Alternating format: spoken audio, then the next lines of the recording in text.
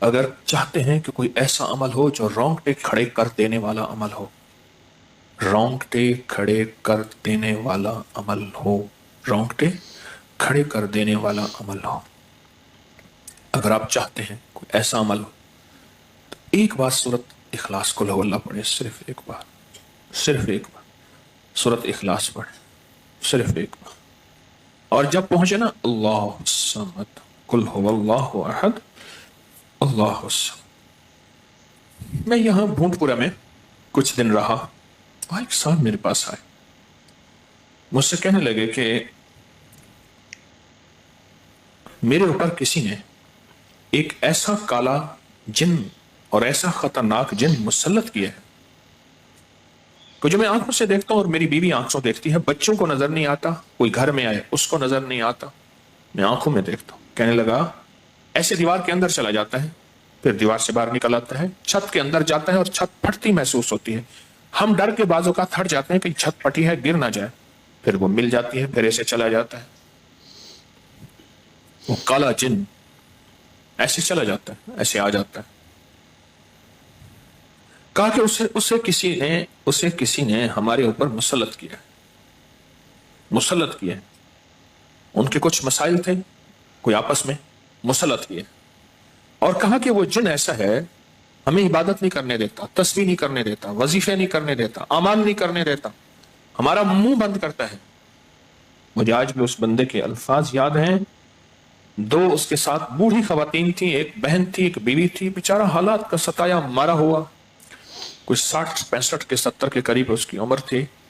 کہنے لگا کہ جب میں قل هو اللہ پڑھتا ہوں تو اس کی گرفت ڈھیلی پڑ جاتی ہے، اور جب میں پڑھتا ہوں نا اللہ الصمد، تو کہا کہ اللہ الصمد پڑھتے ہی وہ ایک دم دور ہو جاتا ہے، ایسے جیسے کسی چیز کو کوئی دھکا دے اور وہ چیز دھکے سے ایک دم دور ہو جائے. اللہ الصمد، ایک دم وہ دھکے سے ایک دم کوئی دور ہو جائے. کہا کہ ایسے ہی ہوتا ہے اللہ الصمد. اور کہا کہ بس یہی وظیفہ جو ہے، کہا کہ مجھے مفید ہوا ہے، موافق ہوا ہے یہی وظیفہ. اور کہا کہ بس اب میں صرف یہی وظیفہ پڑھتا ہوں، یہی وظیفہ پڑھتا ہوں. مجھ سے کہنے لگا آپ مجھے کوئی وظیفہ بھی دیں گے نہیں پڑھنے دیں گے، یہی اگر اجازت دے دیں. تو میں نے کہا اس سے بڑھ کے اسم اعظم کون سا ہے، اس سے بڑھ کے پرتاثیر چیز کون سی ہے، میں آپ کو یہی وظیفہ دے دیتا ہوں، آپ اسی وظیفے کو پڑھیں. پھر میں نے اس کو ایک ترکیب بتائی، آپ کو ہی بتاتا ہوں، شاید میں زندگی میں پہلی دفعہ بتا رہا ہوں یا پہلے بتائی ہوگی، جہاں تک میری یادداشت ہے پہلی دفعہ بتا رہا ہوں.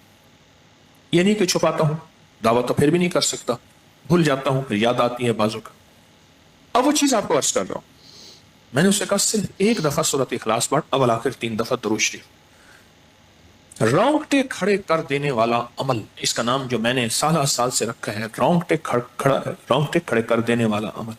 حدیث میں آتا ہے، مفہوم ہے کہ جب بندے کی اضطراری کیفیت ہوتی ہے، بے چین بے قرار پریشان ہوتا ہے، مضطر، اس وقت عرش الہی ایک دم میں حرکت میں آتا ہے، رحمت متوجہ ہوتی ہے اور اللہ کا عرش ہل جاتا ہے.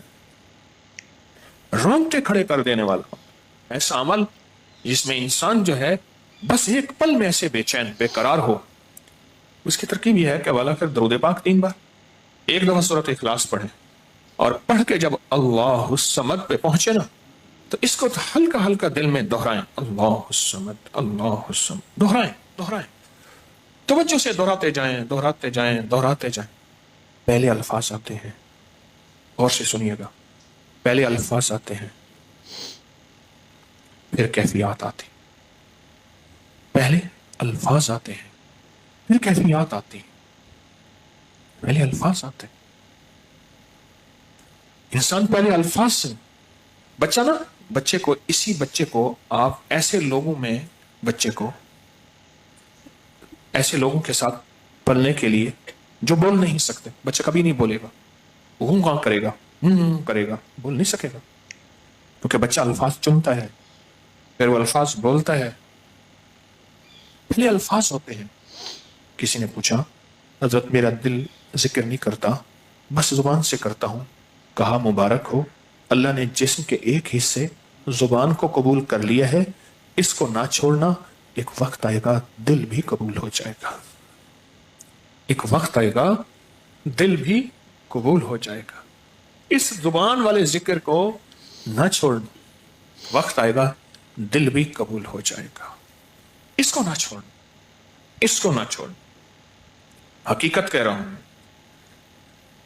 میں نے اس سے کہا کہ ایک ایسا کام کر، تنہائی میں بیٹھ، اور تنہائی میں بیٹھ کے نا بس صرف تو ہو، اللہ ہو، بندہ ہو، تنہائی میں بیٹھ، اور تنہائی میں بیٹھ کر، تنہائی میں بیٹھ کر آپ نے ذکر کرنا، تنہائی میں بیٹھ کر آپ نے ذکر کرنا، تنہائی میں بیٹھ کر، اور اللہ الصمد کی ضربیں لگانی ہے دل پہ، دل پہ، دل پہ۔ پڑھنی صرف ایک دفعہ سورۃ اخلاص ہے، اور جب دیکھے نا رونگٹے کھڑے ہو گئے ہیں اور انگ انگ میں سے آنسو بہنا شروع ہوئے ہیں، آنکھوں سے، آنسوں سے، اور دل سے، اور کیفیات سے، ہر جسم کا حصہ اللہ کی طرف متوجہ ہو گیا ہے، ہر دل کا حصہ، ہر جسم کا حصہ، ہر رگ رگ رگ رگ رگ رگ اللہ کی طرف متوجہ ہو گئی ہے۔ تو پھر اللہ کے ساتھ تعلق بنا اور اپنی مراد، اپنی آس، اپنی امید اللہ کے سامنے پیش کر، اپنی مراد، اپنی آس، اپنی امید اللہ کے سامنے پیش کر، اور اللہ الصمد کو دوہرا دوہرا دوہرا دوہرا دوہرا۔ یہ جو جنگلوں میں کہتے ہیں چلا کیا فلاں بابا جی نے، پہاڑوں کی غاروں میں چلا کیا فلاں بابا جی نے، کنووں کے اندر چلا کیا، ابھی بھی ایسے کنویں موجود ہیں جس کے نیچے اتر کے پانی بھرتے تھے، اس کو ہمارے برے صغیر کی زبان میں باولی کہتے ہیں، اس میں نیچے جا کے پانی بھرتے تھے۔ میں نے بخارا کے اندر دیکھا اور کئی جگہ دیکھا، ٹھٹھا میں بھی ابھی وہ ہیں، ٹھٹھا میں لیکن خشک ہو چکے ہیں، نیچے جا کے پانی بھرنا، ان کنووں کی گہرائیوں میں جا کے، تنہائیوں میں بیٹھ کے، خشک کنووں میں اللہ الصمد اور ذکر، اس کی وجہ اندر تنہائیوں میں۔ یا پھر کیا کیا؟ کہا کہ روئی کا تھوڑا سا گیلا کر اور پیسی ہوئی کالی مرچیں اس میں ملا اور کانوں میں ڈال کہ کوئی آواز کانوں تک نہ پہنچے۔ میری اماں رحمت اللہ علیہ کے پاس طوطا تھا، تو اس طوطے کو کلمہ پڑھاتی تھی، رات کو پڑھا پڑھا کے نا اس کے کانوں پہ موم لگا دیتی تھی، میں نے خود دیکھا، کانوں پہ موم لگا دیتی تھی کہ ساری رات اس کے کانوں میں، ساری رات اس کے کانوں میں اور کوئی آواز نہ جائے، جاگ رہے اور کوئی آواز نہ جائے۔ اچھا ایسا کرتے رہے کرتے رہے، میں نے خود دیکھا کچھ عرصے کے بعد اس نے کلمہ پڑھنا شروع کر دیا۔ ایسے ہی ہم اگر مشق کریں، جانور کی مشق ہو جائے تو اس کو کلمہ زبان پہ آ جاتا ہے۔ اگر ہم کبھی بھی کسی جنگل ویرانے میں، کبھی گھر کی تنہائیوں میں، کبھی کہیں بھی ایک دفعہ سورۃ قل ہو اللہ پڑھیں اور ایک دفعہ سورۃ اخلاص پڑھیں اور ایک دفعہ سورۃ اخلاص پڑھیں، لیکن اللہ الصمد کو بہت زیادہ دوہرائیں۔ اصل میں اللہ میں نقطہ نہیں، صمد میں نقطہ نہیں، یہ حروف صمامت ہیں، یہ بے نقطہ حروف ہیں، اور ان بے نقطہ حروف میں بہت طاقت بھی ہے، بہت تاثیر بھی ہے، بہت کمال بھی ہے۔ اللہم اغفر لی ولوالدی وللمؤمنین والمؤمنات والمسلمین والمسلمات۔ آپ اس وظیفے کو اٹھائیں، اس میں ذرا چنیں کہ بے نقطہ حروف کتنے ہیں۔ آپ کو ایک حیرت ہوگی، اور آپ کو حیرت ہوگی کہ اچھا یہ کیا ہے۔ جو طبیب کامل ہو جاتا ہے نا، یاد رکھیے گا، جو حکیم پختہ کار ہو جاتا ہے، جو ڈاکٹر پختہ ہو جاتا ہے، وہ کسی کا نسخہ دیکھتے ہی نا ایک پل میں دوائیں دیکھتا ہے اور دوائیں پڑھتا ہے، کہتے بس اس میں تھوڑی سی تبدیلی کر دیں باقی ٹھیک ہے، یا کہتے ہیں نہیں تبدیل نہ کریں یہی ٹھیک ہے۔ اسے پتہ ہے یہ اس جسم کے مطابق، اس بیماری کے مطابق یہ عین صحت ہے، عین تندرستی ہے۔ اسی طرح جو وظائف کی دنیا کا بندہ ہوتا ہے اور اس کو وظائف کی دنیا میں پختگی مل جائے تو وہ بھی ایک پل میں وظیفے کے اندر کی طاقت دیکھتا ہے کہ اس میں حروف آتشی کتنے ہیں، خاکی کتنے ہیں، آبی کتنے ہیں، بادی کتنے ہیں، سوامت کتنے ہیں، قمری کتنے ہیں، شمسی کتنے ہیں، اور اس کے اندر وہ حروف کتنے ہیں جو نوری ہیں، وہ کتنے ہیں۔ ایک پل کے اندر اس سے وظیفے کی طاقت اور تاثیر، اور ایک پل کے اندر اس کے کمالات اس کے اندر کھل جاتے ہیں۔ اندیکھا جہان ہے، لاہوت ملاکوت کا جہان ہے، ایک صحابی حضرت معاذ بن جبل رحمۃ اللہ رضی اللہ تعالیٰ عنہ، وہ فرماتے ہیں کہ زندگی محدود ہے، علم لا محدود ہے. انہی کا فرمان، شاید انہی کا فرمان ہے کہ زندگی محدود ہے، علم لا محدود. تو جو علم لا محدود ہے اس کو ہم نے اپنی عقل سے سمجھنے کی کوشش کریں، اپنے شعور سے سمجھنے کی کوشش کریں، اپنے احساس اور ادراک سے سمجھنے کی کوشش کریں تو نہیں سمجھ سکتے. علم ہے ہی لا محدود، اس کی حد نہیں ہے. کبھی اگر آپ رونگٹے کھڑے کر دینے والے عمل کو چاہیں نا تو بیٹھ کے اس کی مشق کر لیں. دوسری یا تیسری مشق کے اندر آپ کو توجہات مل جائیں گی، ایک پل میں وجدان مل جائے. آپ حیران ہوں گے یہ کیا ہوا، اتنا جلد مجھے توجہ مل گئی. ساری عمر میں بڑی بڑی دعائیں مانگتا رہا، کبھی توجہ نہ ملی.